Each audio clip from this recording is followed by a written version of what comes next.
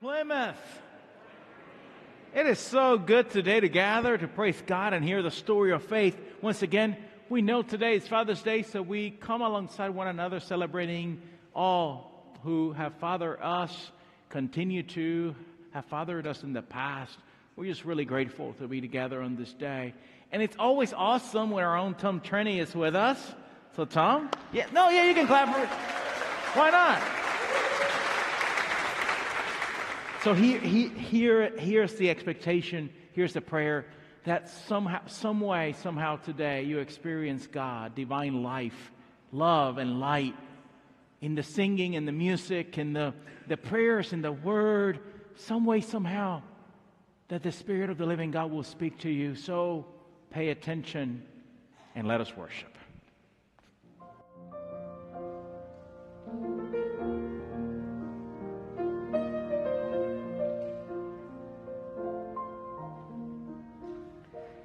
It's been a long, dark night, and I've been waiting for the morning. It's been a long, hard fight, but I see a brand new day dawning. I've been looking for the sunshine, 'cause I ain't seen it in so long. Everything's gonna be alright. Everything's gonna be just fine. It's gonna be okay. 'Cause I can see the light of a clear blue morning. I can see the light of a brand new day. I can see the light of a clear blue morning. Everything's gonna be alright. It's gonna be okay. It's been a long, long time since I've known the taste of freedom and those clinging vines that had me bound. Well, I don't need them. I've been like a captured eagle, and an eagle's born to fly. Now that I have found my freedom, like an eagle, I am eager for the sky. And I can see the light of a clear blue morning. I can see the light of a brand new day. I can see the light of a clear blue morning. Everything's gonna be alright. Everything's gonna work out just fine. Everything's gonna be alright. It's gonna be okay. I can see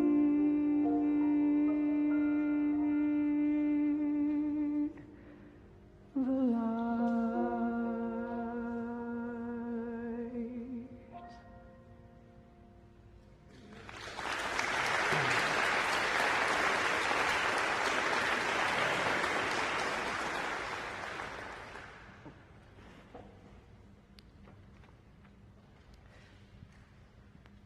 I forgot to bring the scripture with me.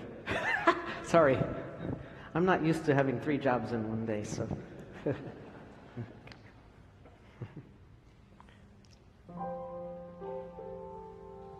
Have you not heard? Have you not known?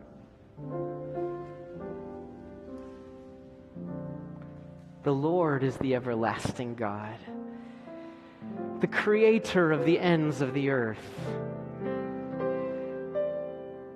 who does not grow tired or weary, whose understanding no one can fathom. God gives strength to the weary and increases the power of the weak. Even youths grow tired and weary, and young stumble and fall. But those who hope in the Lord will renew their strength.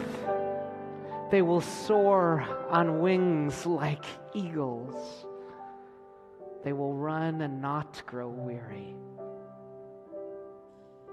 They will walk and not faint. Have you not heard? Have you not known?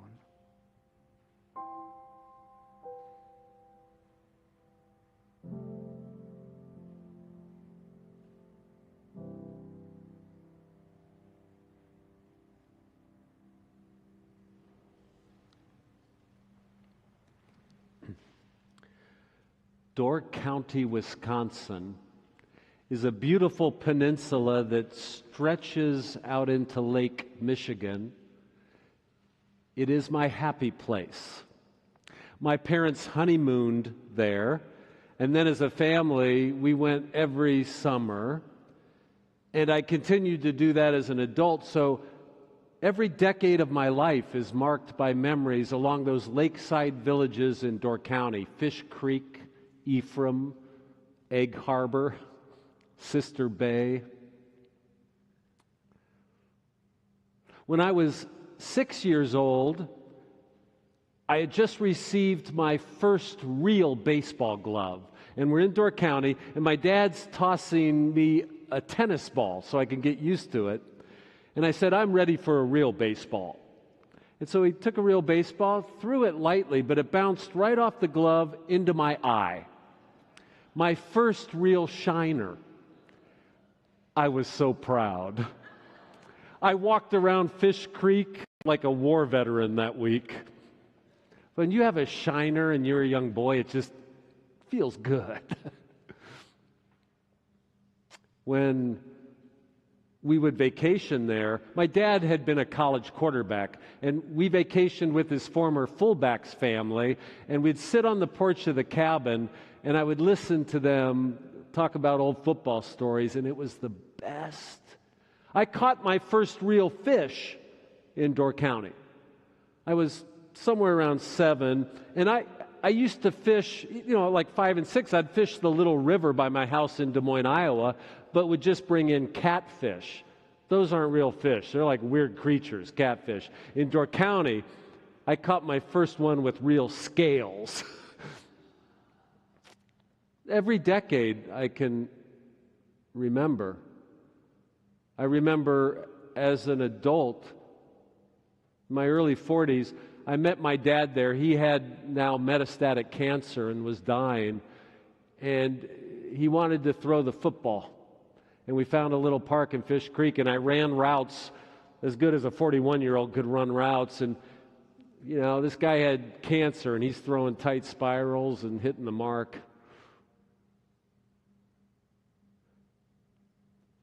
6 or 7 years ago, when I got divorced, I immediately took my 2 boys up to Peninsula State Park in Door County so we could hike together and hold on to being a family.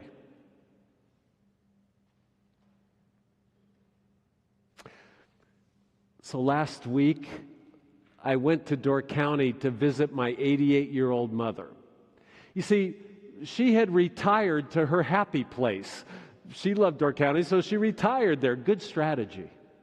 And my sister had loved Door County, so she found a job there. So my sister and mom live in Sister Bay, actually. I went up there, and my mom is now in an assisted living place. And so I had a plan. When I visited up there, she's not really ready to hang out and talk till about noon, right? And so I was going to use the mornings to read and to hike and then go see her. Now, no one ever told me this, but when you're 61 years old, no one ever told me this. You wake up at like 4:30 a.m. every day. You do. And so I'm up there. I've got like a whole day before I could go visit my mom. So I had a whole bunch of books. I would go hike. I was staying at the White Gull Inn in Fish Creek, because you can walk right over to the entrance to Peninsula State Park. And so I'd go hike, and then I'd read, and then I'd go hike again and read, and then go visit my mom. And one morning, I walked into the park at like 4:45 a.m. Now, Peninsula State Park is this beautiful forest of maple, beech, and birch stands, and there are these rock cliffs that are suspended over Lake Michigan, and you can hike up into the forest, and then you can come out onto the top of these cliffs or down to the shoreline. It's awesome. And I got into the park at about 4:45 a.m., and the forest is always awake. The red-headed woodpeckers were already drumming on the beech trees like Keith Moon, man. They were going at it. It was a beautiful morning, and I decided to go off the trail to hit the shoreline at one point, and just as I came out from the trees, I saw some sudden movement off to my right, and just as I turned, this bald eagle was taking off from a branch. Now, bald eagles are so big, when they leave a branch, they first fall down. And this thing had come down and then deployed its wings, and within like 4 or 5 feet of me, with wings like 6 foot, 7 foot wingspan, right on top of me, came right over me, grabbed the fish, and took off. The sense of size was staggering. I've seen plenty of bald eagle perched in a tree or soaring high in the sky. I have never been that close with wings deployed. And I was staggered by it. I just stood there. And I had goosebumps, or eagle bumps, I guess, all over my body. I literally said out loud, "Thank you, God." I mean, it was this whoosh as it came right next to me. And a whoosh like that, it's suddenly as if the beauty of the world was opened to my perception. You know, I'm sure beauty is around us all the time, but then sometimes in a whoosh like that, things begin to shimmer or become transparent to transcendence. It was a whoosh, like when suddenly you see the meaning to things and the purpose. I just stood there. And he will raise you up on eagle's wings, bear you on the breath of dawn, make you to shine like the sun, and hold you in the palm of his hand. Do you know about eagle's wings?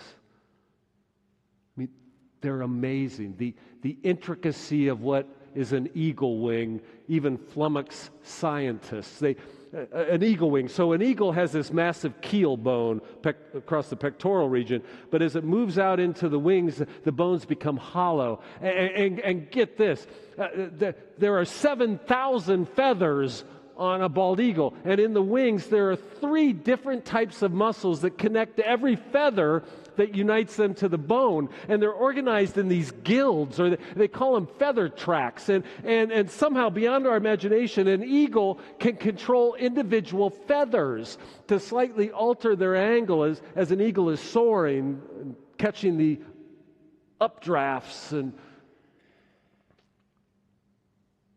an eagle wing.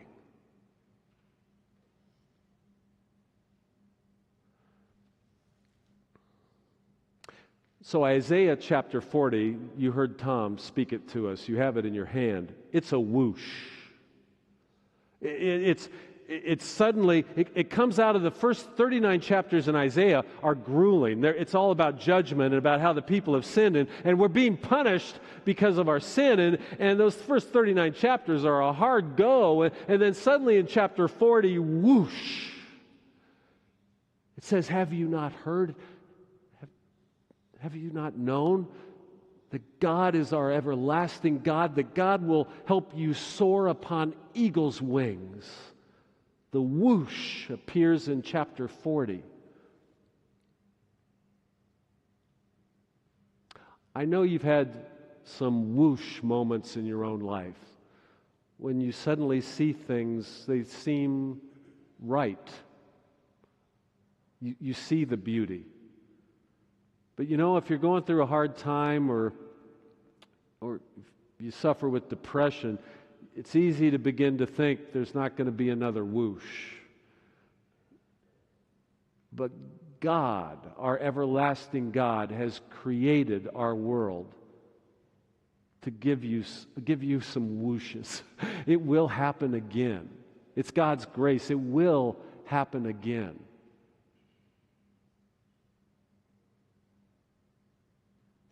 So, again, my plan was to spend the mornings reading and hiking, and so I took a bunch of books along with me, and I began to experience some whooshes in these books. Probably because this is a good way to read. You read and then go hike, and then you read and go hike, and that kind of gives a book a certain power. And I was reading a great new book by Sebastian Junger called My Time of Dying. Now, you may not know his name, but he's this great writer, journalist type that will study something, become an expert. Like, he lives on Cape Cod. He became an expert in a particular storm that happened, and he wrote the book, The Perfect Storm. Remember George Clooney starred in that movie? And this guy is a great writer.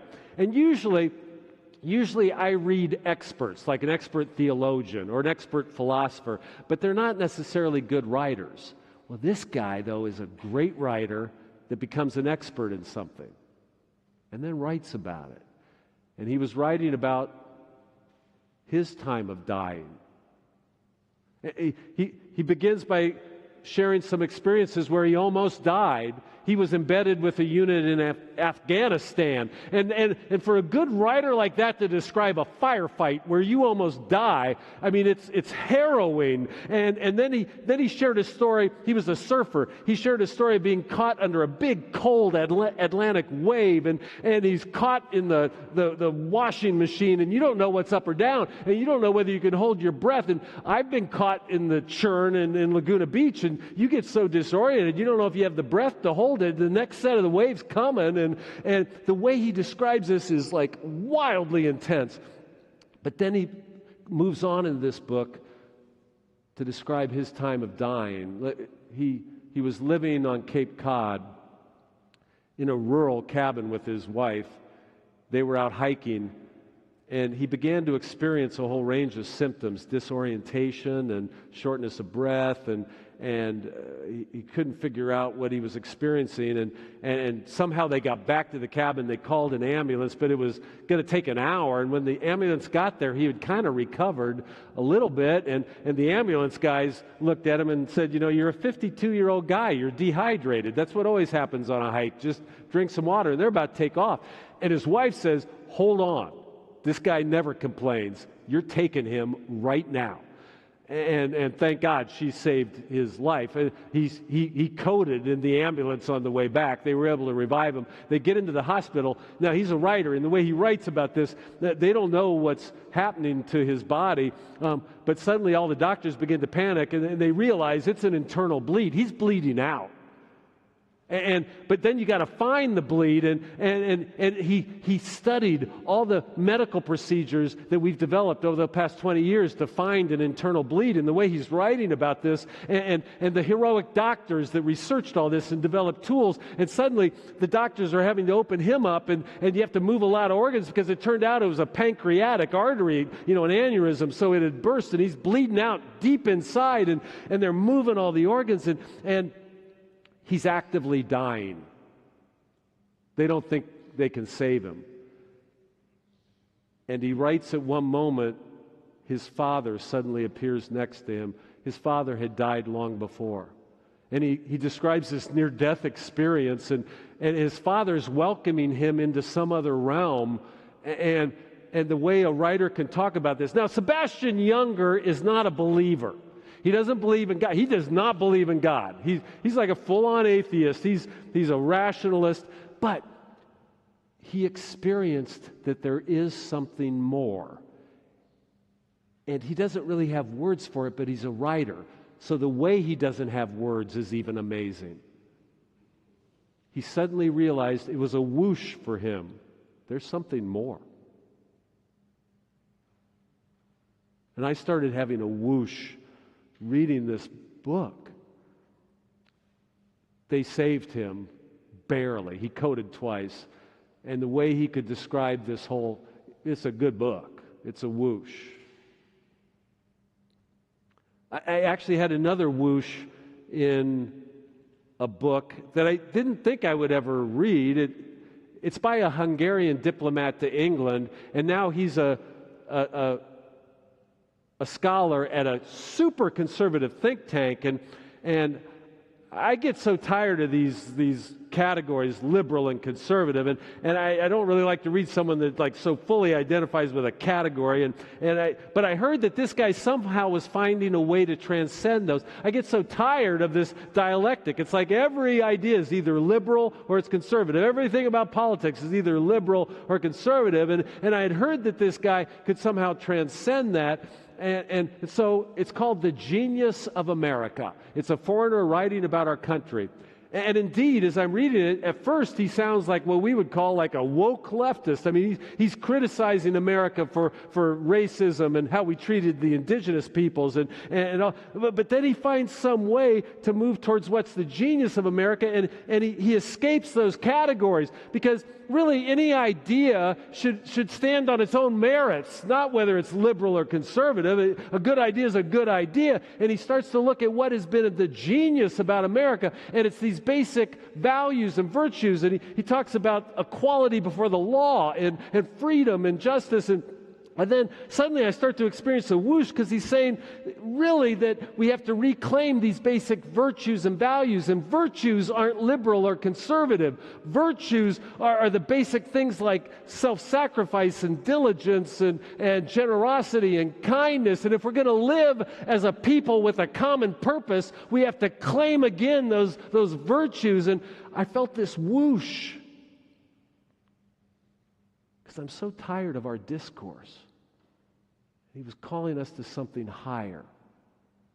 There should be a moral grandeur to who we are as a people.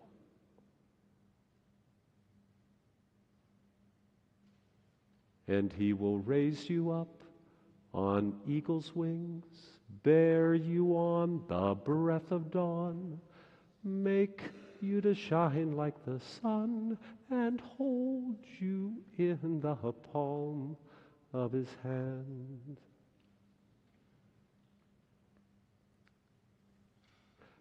I had one more whoosh while I was in Door County.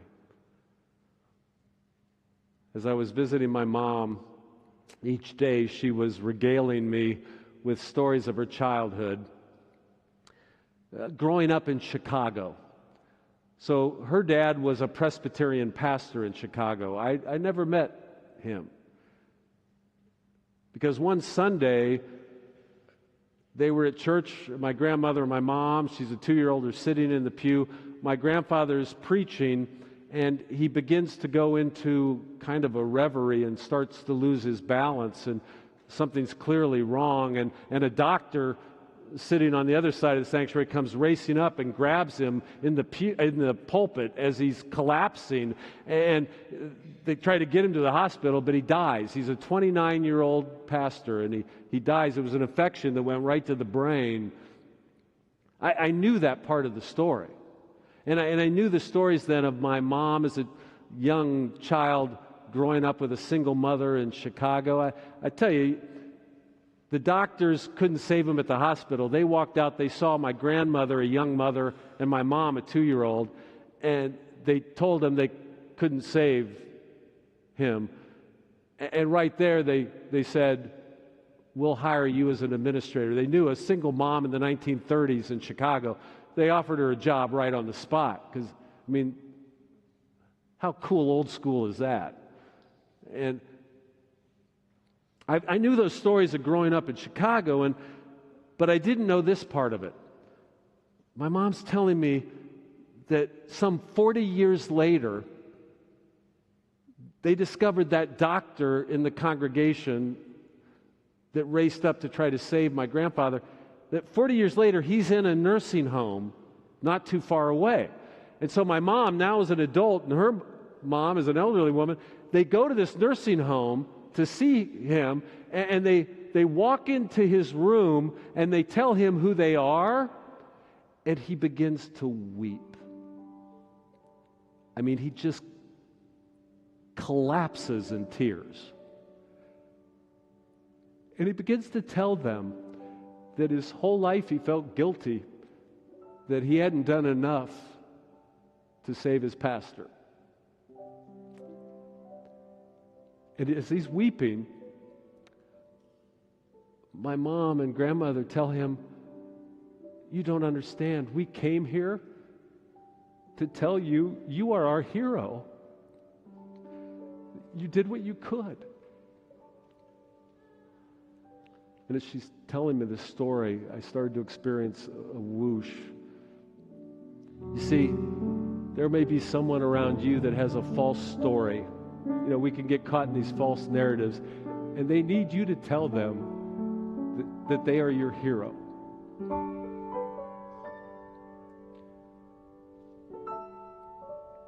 God has embedded in our world grace.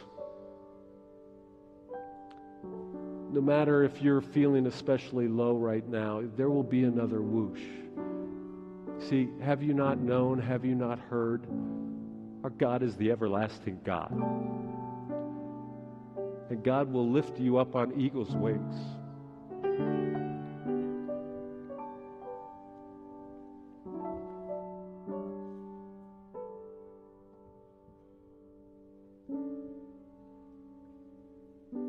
So maybe today you'll gather around these candles with the hope. Maybe it will help you pay attention to the ways in which God is showing up in the world. Oh, pay attention. Come forth. Bring your prayers. Be expectant. The holy is already here.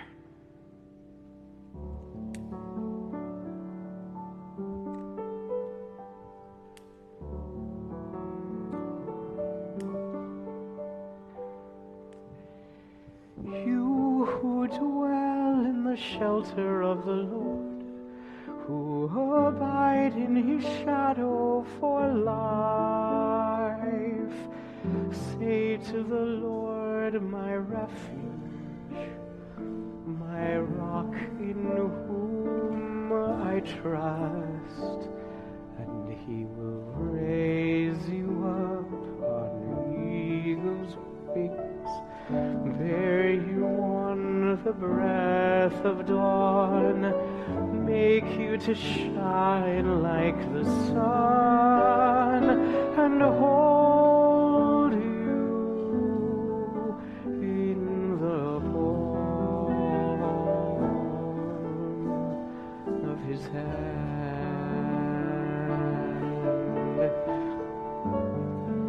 You need not fear the terror of the night, nor the arrow that flies by day. Though thousands fall about you, near you it shall not come, and he will raise you up on eagle's wings, bear you on the breath of dawn, make you to shine like the sun.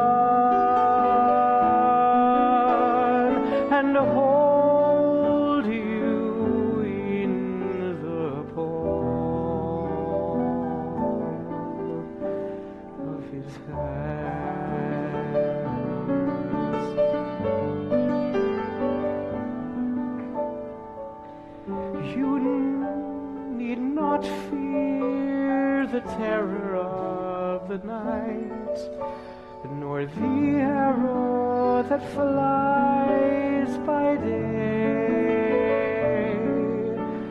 though thousands fall about you, near you it shall not come, and he will raise you up on eagle's wings, bear you on the breath of dawn, make you to shine like the sun, on the wings of love, up and above the clouds, the only way to fly. On the wings of love, he will not let you go, together flying high.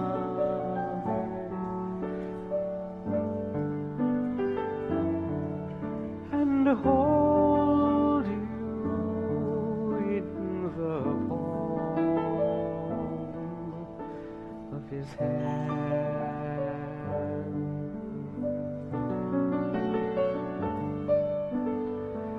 For to his angels he's given a command to guard you in all of your ways.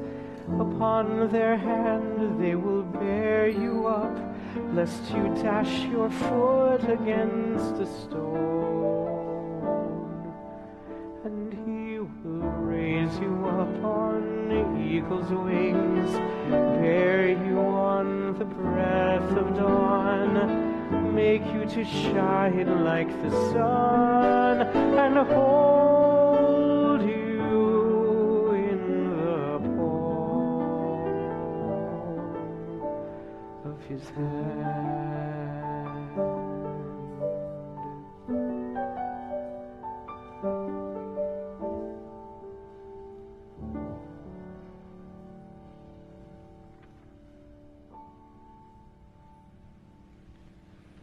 Sometimes all we need is to pay a little attention, just for a moment. Slow down long enough. There's a lot of whooshing going on in the world. So this week, pay attention. Maybe you'll start today by coming into the chapel and gathering around this bread and this cup. Together in this community, Jesus will meet you there. All are welcome.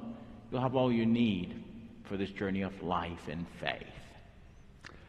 So, my friends, hold fast to what is good. Return no one evil for evil. Find your joy in serving others. In the name of Christ. Amen. I'd love to invite you to sing a bit with me here, because this isn't a song I'm singing to you. It's a song I hope I'm singing for you, on your behalf. And all the words are, I am light. And then the next part is, I am light.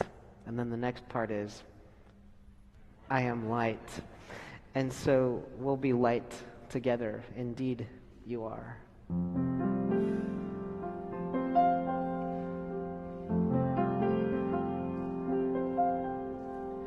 I am light, I am light. I am light, I am light. I am light, I am light. I am light, I am light. I am not the things my family did. I am not the voices in my head. I am not the pieces of the brokenness inside. I am light.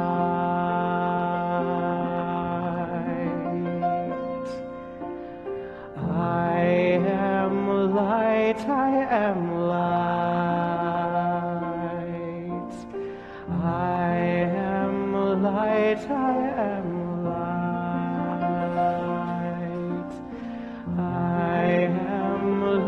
light I am, this little light of mine.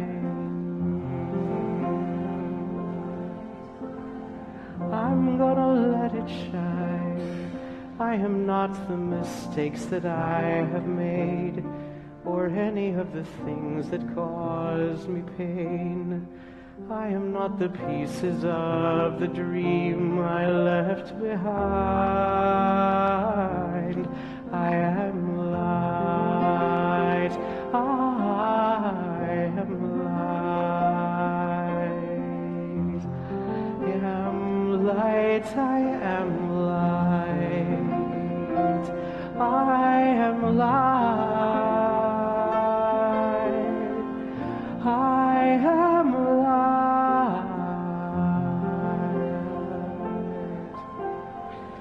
This little light of mine.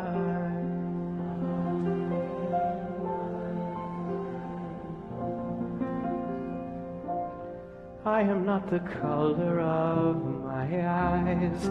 I am not the skin on the outside. I am not my age. I am not my race. My soul inside